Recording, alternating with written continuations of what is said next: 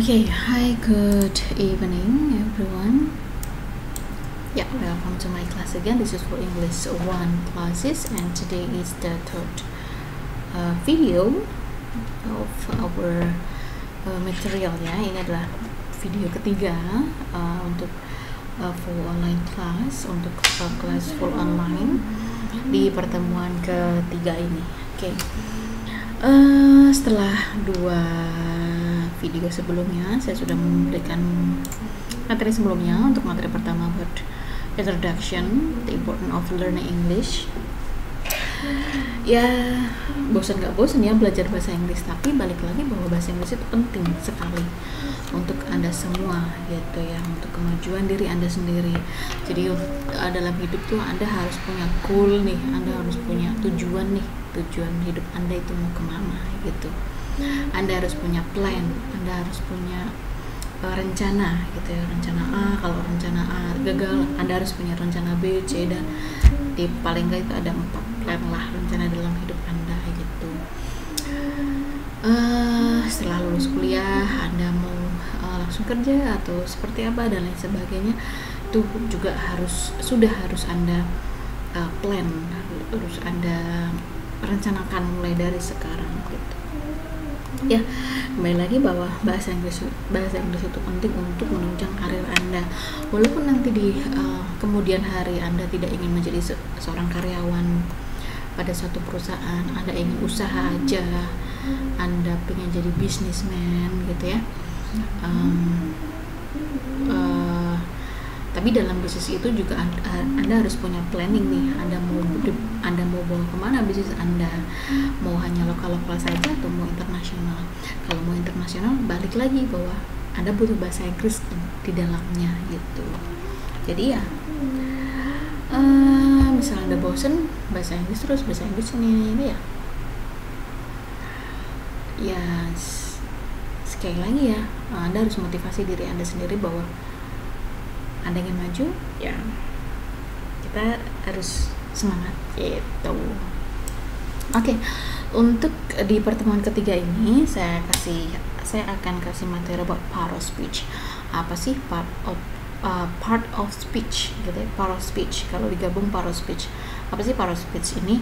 Part of speech ini adalah klasifikasi kata. Jadi kelompok kata yang dikelompokkan menjadi bagian fungsinya dan kegunaannya gitu ya, maksudnya wait a minute.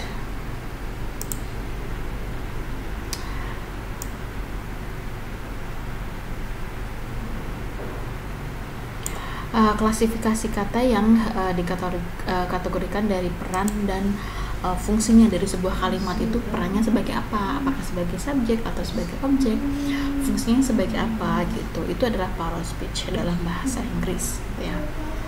Oke, ini nanti materinya juga akan saya share di Classroom, jadi Anda bisa download ya materi ini ya. Di sini part of speech dalam bahasa Inggris ada 8. Anda bisa lihat di sini ya, 1, 2, 3, 4, 5, 6, 7, 8. Ada noun, ada verb, ada adverb, interjection, pronoun, adjective, preposition, conjunction. Mungkin Anda yang familiar itu adalah yang noun, pronoun, adjective, verb, dan adverb. Preposition yang mungkin Anda familiar, conjunction, interjection. Maybe you unfamiliar with this term gitu ya. Nanti kita akan pelajari satu persatu secara ini aja ya, secara umum aja ya. Kalau secara khusus nanti Anda akan pelajari di TOEFL. Jadi kalau sudah di dalam sebuah kalimat itu seperti apa, nanti ada di TOEFL. Oke, kita move to yang pertama, the first part of speech, yaitu noun. Apa sih noun? A noun is a word that names something, such as a person, place, thing, or idea. In a sentence, nouns can play the role of subject, direct object, indirect object, subject complement, object complement, appositive, or adjective. Jadi noun itu kalau dalam bahasa Inggris, dalam bahasa Indonesia itu kata benda. Kata benda itu adalah nama dari sesuatu hal, bisa orang, bisa tempat, bisa benda, atau bisa sebuah ide atau gagasan, itu noun. Noun itu fungsinya bisa sebagai objek, bisa sebagai subjek, bisa objek langsung, objek tak langsung, ada komplement, subjek komplement, objek komplement, appositif, dan juga bisa sebagai adjektif. Nah, the way ini ya, kita move ke sini.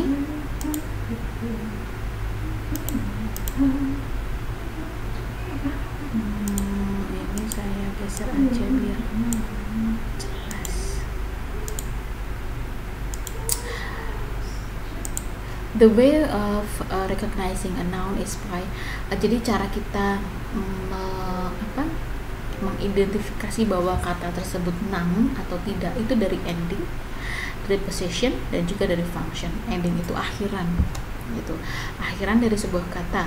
Misalnya yang pertama, untuk yang pertama noun ending.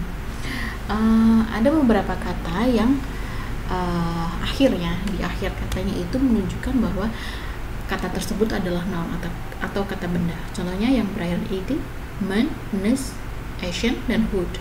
Contohnya itu nationality, dari kata national ditambah it jadi nationality. Dia jadinya noun. Appointment, dari kata appoint tambah men jadi appointment, jadinya kata benda. And then happiness, dari kata happy, dari adjective ditambah ness jadi happiness, kebahagiaan, bahagia, kebahagiaan, gitu contohnya. Relate, berhubungan.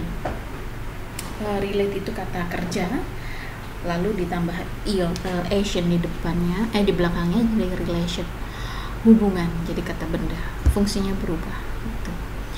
But this is not true for the word ending of all nouns. For example, the noun spoonful ends with full, but the adjective careful also ends in full. Jadi ya enggak, ini bisa dijadikan patokan, tapi tidak semua sih gitu. Gampangannya di situ. And then yang kedua, position in sentence gitu. Position in a sentence, jadi posisi di sebuah kalimat.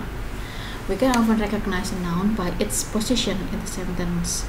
Kita bisa tahu bahwa kata tersebut kata benda berdasarkan posisinya dalam sebuah kalimat. Noun often come after a determiner. Itu kata penentu ya, determiner ya. Contohnya an, the, this, my, such, ini adalah determiner. Dan kata benda biasanya muncul setelah determiner ini. Gitu. And then nouns often come after one or more adjective. Setelah satu atau beberapa kata sifat, itu adalah noun. Oke ya, jadi itu dua cara kita tahu bahwa kata tersebut kata benda atau tidak. Yang pertama dari ending, dan yang kedua dari position. And next, from the function. Okay, from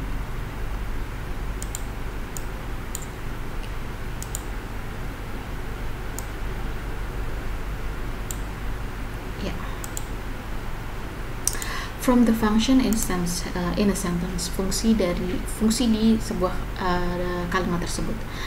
Noun have a certain function in a sentence, for example subject of verb.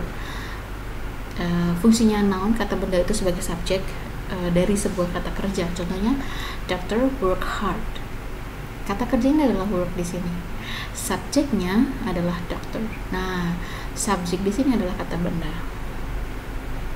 Object of the verb, he likes coffee. Coffee di sini adalah kata benda.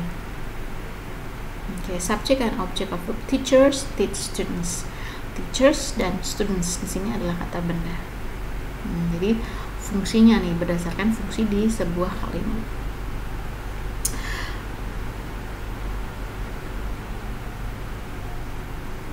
Okay, and then next. Ya, ini macam-macam tipe dari nouns. Ini kamera saya off-kan aja biar jelas ya. Ya, Macam-macam nouns, ada common noun, proper noun. Common noun itu pasangannya dengan proper noun. Countable noun pasangannya dengan uncountable noun. Kebalikannya gitu ya. Concrete noun dengan abstract noun, compound noun dengan collective noun. Kita bahas yang pertama. Common noun itu a noun that refers to people or thing in general. Jadi kata benda yang mengacu pada orang atau benda secara umum. Kayak boy ya laki-laki gitu kan, laki-laki. And then country, and then bridge, pen, city, etc. Lalu proper noun, a noun that identifies a particular person, place, or thing. Gitu ya. Jadi ini. Untuk yang pertama common noun dan noun. Common noun itu kata benda yang umum, gitu ya. Proper noun kata benda yang sudah spesifik. Contoh nih, Sunday. Proper nounnya Sunday. Sunday itu hari Minggu ya. Common nounnya adalah day, hari. Hari itu kan umum ya, mau hari Minggu, hari besar, hari raya, hari Senin, hari Selasa. Proper nounnya yang lebih spesifiknya adalah contohnya Sunday, Monday, itu adalah proper noun gitu, bedanya gitu. Lalu countable noun dan uncountable noun. Countable noun itu noun that refer to something that can be counted, kata benda atau sesuatu hal yang bisa dihitung gitu ya, bisa dihitung jumlahnya atau nominalnya, itu adalah countable noun. Contohnya pen, mobile, glass, cup, chair. Jadi benda-benda yang bisa dihitung. Uncountable noun itu kata benda yang tidak dapat dihitung. Contohnya milk, water, air. Misal milk, susu gitu ya, water itu susu, air, water, air. Itu tidak bisa dihitung. Tapi dia bisa menjadi countable noun jika diletakkan di dalam suatu hal. Misal milk gitu ya, susu itu kan kita tidak bisa menghitung, tapi dia bisa dihitung jika ditempatkan di suatu wadah. Contohnya a cup of milk, secangkir susu. Yang dihitung bukan susunya tetapi cangkirnya itu, cupnya itu yang dihitung. A cup of milk, 2 cups of milk, itu yang bisa dihitung. And then next, concrete noun. Concrete noun itu a noun that refers to people and to things that exist physically and can be seen, touched, smelled, heard, or taste. Concrete noun itu kata benda yang kita bisa lihat nih secara fisiknya. Kita bisa lihat, kita bisa sentuh gitu, kita bisa pegang gitu. Kayak contoh pen gitu ya, pulpen, pen gitu ya. Itu kan kita bisa sentuh, pena itu kita bisa sentuh gitu. Itu adalah concrete noun. Abstract noun itu adalah a noun that refers to ideas, qualities, and conditions that cannot be seen or touched and which do not exist physically. Abstract noun itu adalah kata benda yang kita nggak bisa lihat bentuknya secara fisik. Contohnya time, waktu, kita nggak bisa lihat tuh waktu itu sebenarnya seperti apa, okay. And then love, cinta, sayang, itu kita nggak bisa lihat secara fisiknya gitu. And then compound noun, di sini saya matikan dulu ya. Compound nouns, sometimes 2 or 3 noun create a noun that are joined with hyphen or separate. Compound noun itu kata benda yang digabung gitu. Son-in-law, menantu laki-laki, mailbox itu gabungan gitu. And then collective noun, a noun that refers to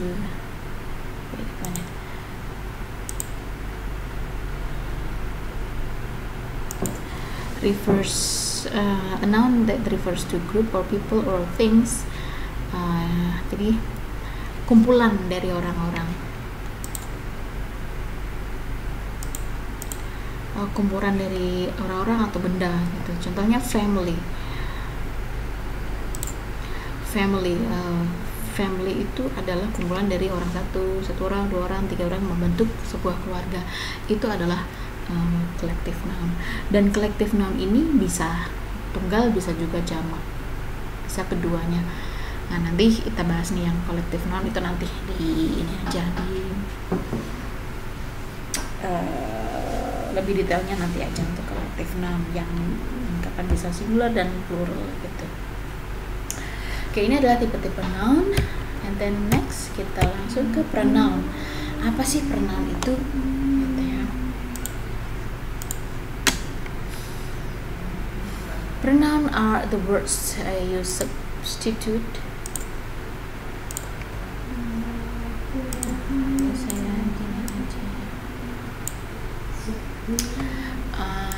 the word you substitute for specific nouns when the reader or listener knows which specific noun you are referring to. Jadi pronoun itu kata ganti gitu ya, kata ganti untuk mengganti kata yang orang itu sudah tahu itu sebelumnya. Mengacu ke siapa itu sudah tahu. Contoh, you might say Jennifer was supposed to be here at 8, then follow it with she always late. Jadi contohnya ya untuk kalimat ini, Jennifer was supposed to be here at 8, kalimat pertama. Lalu selanjutnya kalimat selanjutnya then follow it with lalu kalimat selanjutnya she is always late. Nah, ada kata she is kata she di sini adalah pronoun, dia mengganti kata Jennifer. Jadi enggak Jennifer was supposed to be here at 8, Jennifer's always late, lalu Jennifer bla bla bla bla gitu. Jadi mengganti kata yang sudah ada sebelumnya, itu adalah pronoun. Nah, di sini adalah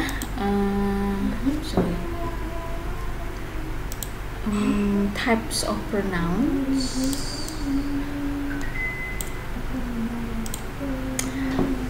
Macam-macam pronouns itu seperti apa? Ini ya terangannya tadi. Pronoun are words that we use in place of noun, jadi pengganti dari kata benda. Untuk tipe yang pertama atau jenis yang pertama adalah personal pronoun, used for specific object or person.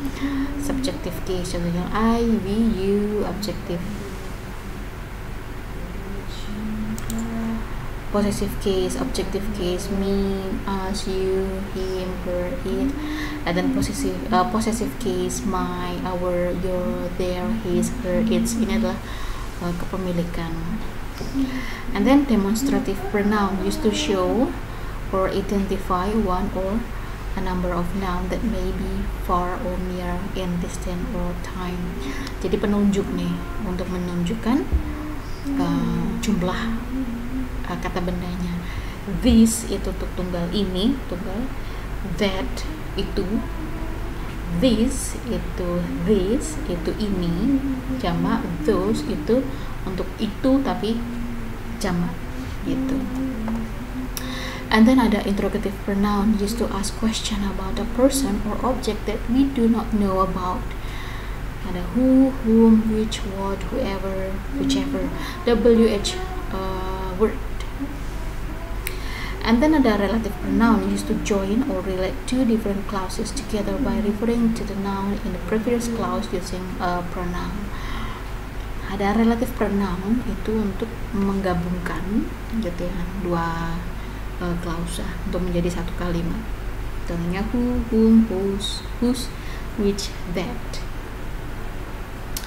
And then ada indefinite pronoun used to show unspecific object or people, whether in plural or singular. Somebody, someone, anyone, blah blah blah. Ini adalah indefinite pronoun. Ada reflexive and intensive pronoun used to indicate a noun which has been used in early part of the sentence, the same sentence. Myself, themselves, yourself, ourselves.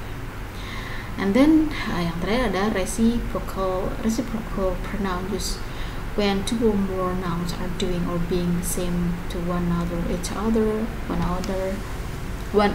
Itu adalah reciprocal pronoun. Ini adalah tipe-tipe pronoun yang harus Anda ketahui begitu.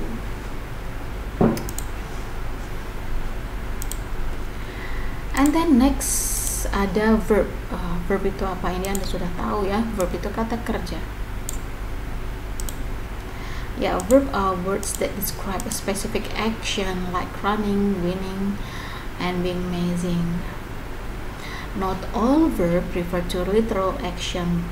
Verb that refer to feeling or state of being like to love, to be known as non-action verb.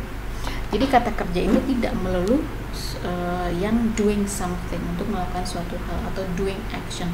Ada juga kata kerja yang tidak doing action, itu yang disebut non-action verb. Nih ya, types of verb: finite verb, non-finite verb. Finite verb itu dibagi 3, main verb, linking verb, helping verb. And not finite verb itu infinitive, gerund, participle. Nah, ini apa masing-masingnya? Kita akan bahas satu persatu di sini. Yang pertama adalah finite verb. A finite verb is a kelihatan ya. A finite verb is a verb that changes its form according to this to the tenses of the sentence. Jadi kata kerja yang bisa berubah nih bentuknya tergantung dari tenses yang digunakan. Itu adalah finite verb. Gitu. Tadi macamnya ada main verb, linking verb, helping verb, atau auxiliary verb. Itu sama. Alan went to school, dari kata go. Finite verbnya went di sini adalah termasuk finite verb karena dia berubah tergantung tenses yang dipakai. Yang selanjutnya not finite verb adalah verb yang tidak not affected by person or number of the subject and the tenses of the sentence. It act as a noun, adjective, and also adverb. Jadi nggak berubah nih secara tenses, tidak terpengaruh oleh berapa banyak orang, number of subject di dalamnya.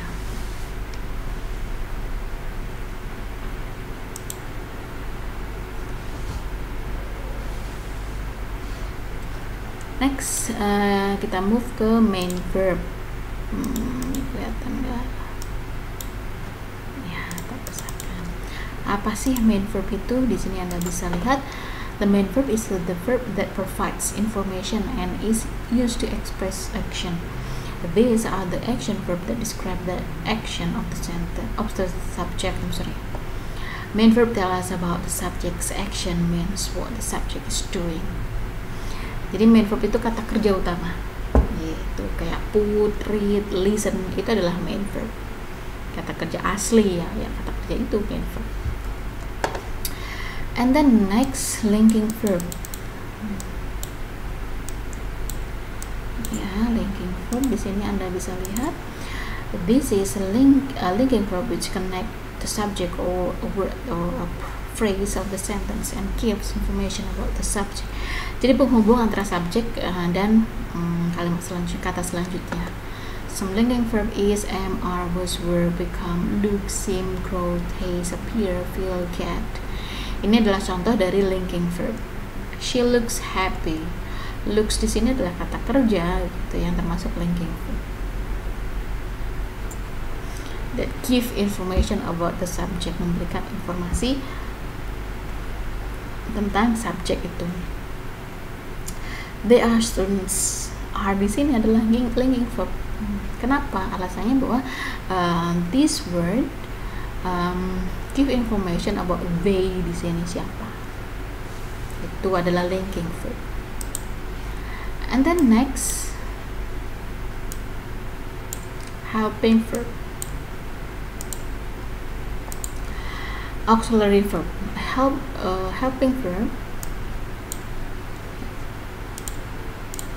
Helping verb are the verbs that are used to help the main verb to express its meaning in accordance with tense or mood. Helping verb itu kata kerja yang digunakan untuk membantu kata kerja utama yang berhubungan juga dengan tenses. They are playing. Are di sini dia sebagai auxiliary verb. Tadi are di sini bisa sebagai linking verb dan juga bisa sebagai auxiliary verb. Dia sebagai linking verb jika dia give information about the subject. Tapi dia sebagai auxiliary verb jika setelah are di sini ada kata kerja yang lain gitu. And then ada model, wait a minute, model verb, model helping verb itu model ya, model auxiliary verb kayak can, may, must, she, shall, should, will, would, itu adalah auxiliary verb. Model. And then next we move to infinitive. Infinitive di sini masuk ke non-infinitive verb. An infinitive is a verb form that act as noun, adjective, or adverb in a sentence. It's formed with to plus base of the verb. Infinitive itu kata kerja yang didahului to. Itu kata kerja utama. Tadi ya, main verbnya listen. Contohnya listen, main verbnya adalah listen. Kita rubah ke infinitive jadi to listen. Itu adalah to infinitive. And then gerund. Gerund itu adalah kata kerja yang berakhiran ing. Itu adalah gerund. Next, we move to adjective.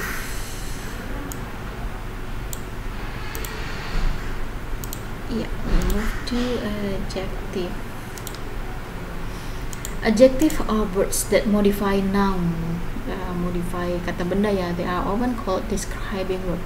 Jadi adjective itu mendeskripsikan tentang kata benda sebelumnya. Itu contoh the white horse. White di sini adalah adjective. Dia menjelaskan tentang horse. Horse yang apa sih? Yang berwarna putih. Gitu. Oke, most common adjective. Ini adalah macam-macam adjective. Ada descriptive adjective, about good, contohnya good, little, big, new, old, short, slow. Ada quantitative, 1, 2, first, second, 10, 100, few. Jumlah ya, quantitative. Demonstrative itu penunjuk ya. This, that, these, those, itu adalah demonstrative. And then possessive adjective, myself, yourself, herself. Interrogative, which, what, whose. And then distributive, each, every, neither, either, dan any. Ini adalah adjective, macam-macam dari adjective. And then next we move to adverb. Apa sih adverb itu? Kalau dalam bahasa Indonesia, adverb adalah kata keterangan. So, an adverb is a word that describe an adjective or verb or another adverb. Jadi, adverb itu kata keterangan yang mendeskripsikan kata sifat, kata kerja, atau kata keterangan yang lain. Itu sama-sama keterangan. Gitu. Contoh, I entered the room quietly. Saya masuk ke ruangan secara pelan-pelan. Quietly di sini menerangkan describe a verb entered. Mendeskripsikan bagaimana cara Anda masuk ke ruang tersebut. Gitu. Nah, adverbs itu sendiri itu banyak sekali. Gitu. Mungkin yang Anda familiar itu adverb of time, adverb of place. Dua lah ya yang mungkin Anda familiar. Sebenarnya banyak sekali adverb gitu. Anda bisa lihat di sini. Ada adverb of time, ada adverb of place, ada adverb of manner, ada adverb of degree, ada adverb of frequency, ada adverb of command, ada adverb of conjunction, ada adverb of confirmation and negotiation. Adverb of time Anda sudah tahu ya, tomorrow, yesterday ya, kata keterangan waktu gitu lah ya.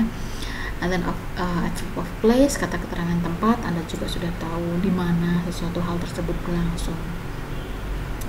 And then adverb of manner itu the way gitu, caranya hal itu berlangsung itu bagaimana. Kayak tadi I entered the room quietly gitu. Quietly di situ adalah adverb of manner, cara Anda masuk ke dalam suatu ruangan seperti apa. And then adverb of degree itu ini ya, keseringan, tingkatan gitu ya. She almost finished, never, almost, contohnya gitu. And then adverb of frequency, sering, tingkat keseringan, apakah sering, setahun sekali, 2 minggu sekali gitu. Apakah apakah setiap hari, every day, ya, itu adalah frekuensi. Adverb of common, happily, luckily, unfortunately, ya contohnya gitu. And then adverb of conjunction, however, moreover. And then adverb of confirmation and negation, certainly, never.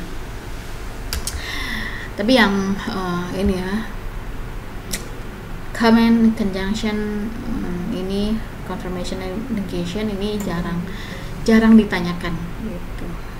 Tapi ada di kalimat tapi jarang ditanyakan. And then next we move to preposition. Ini saya ganti ininya dulu ya, hurufnya.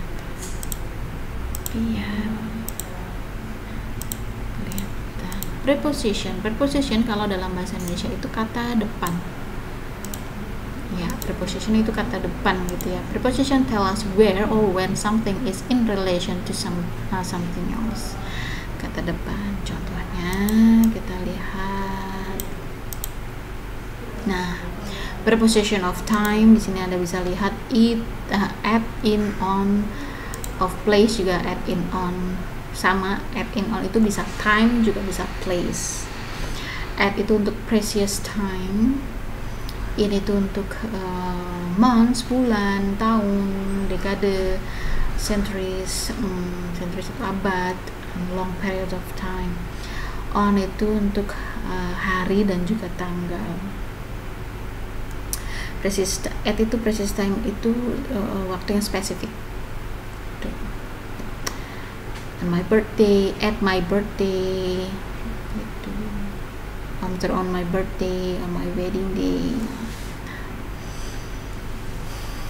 And then place, at, in, on itu juga ada at, in, on, ini Anda bisa baca.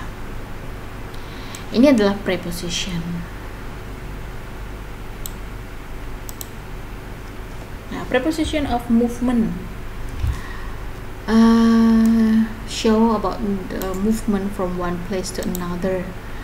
Jadi preposition itu nggak cuma time dan juga nggak cuma place, tapi juga movement. Contohnya over, across, along, in, on, into juga, towards juga, through, itu adalah preposition juga. Preposition of place juga ada beside, behind, below, itu juga preposition juga. And then next about conjunction. Nah, ini Anda I think pernah dengar juga, tapi nggak terlalu familiar ya dengan kata conjunction. Conjunction is a word which connect two words or clauses or sentence and show relation between them. Jadi conjunction itu menghubungkan antara satu kata dengan kata lain, satu kalimat dengan kalimat lain, itu conjunction. Satu kalimat dengan kalimat lain itu conjunction. Contoh nih, ada kalimat Jay saw a dog on the road. Kalimat kedua, he decided to adopt the dog. Kalimat ketiga, Jay brought the dog home. Kita gabungkan kalimat-kalimat ini menggunakan conjunction. Jay saw a dog on the road and decided to adopt the dog. So he brought the dog home. Itu and dan so ini adalah conjunction. Contohnya seperti itu. Nih, types of conjunction, macam-macam conjunction. Ada coordinate conjunction. Kalau Anda pernah dengar dulu waktu SMA ada fun boys, itu adalah conjunction. For, and, nor, but, or, yet, soon. And then subordinate conjunction used to join an independent and complete clause with a dependent clause. Although, as before, once, to, until, whether, ini adalah subordinate conjunction. Lalu ada juga correlative conjunction, like they are pair of conjunction used in sentence to join different word or group. Jadi correlative conjunction ini berpasangan conjunctionnya. Both itu berpasangannya dengan and, neither dengan nor, either dengan or, not only but also. Itu loh yang pasti Anda pernah dengar sih waktu Anda SMA. Nah, ini adalah macam-macam conjunction. Lalu berikutnya yang terakhir adalah interjection. Apa sih interjection?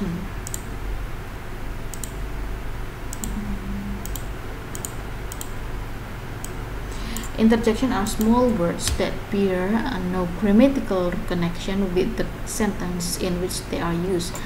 They express the emotion or sentiment of the speaker or convey hesitation or protest. Jadi untuk kata gitu ya, katanya nggak panjang, hanya satu dua kata aja, itu express about feeling gitu, feeling dari speakernya tersebut. Contohnya, misal Anda jalan gitu, Anda lihat sesuatu yang mengagumkan, Anda bisa pakai wow. Lah, wow di situ adalah interjection. Nih ya. Oh. Oops. Nah, itu adalah contoh-contoh interjection. Ya, misal nyuruh orang diam, shh. Nah, itu adalah interjection juga. Nah, ini adalah macam-macam part of speech yang nanti Anda, ini secara umum aja sih, kalau dijabarkan mungkin lebih dari satu pertemuan kita. Kalau satu pertemuan kita nggak akan selesai nggak membahas tentang part of speech secara detail satu persatu, karena noun itu penjelasannya banyak sekali gitu. Jadi ini hanya ini aja secara umum aja, gambaran secara umum macam-macam dari part of speech. Nah, nanti untuk latihannya, exercise-nya, mini kuisnya nanti akan saya share juga di Classroom. Oke, saya rasa itu saja untuk materi part of speech. Nah, nanti Anda bisa download materinya di Classroom, dan juga Anda bisa pelajari penjelasan dari saya di video ini. Oke, I think enough. Thank you and see you next meeting. And goodbye.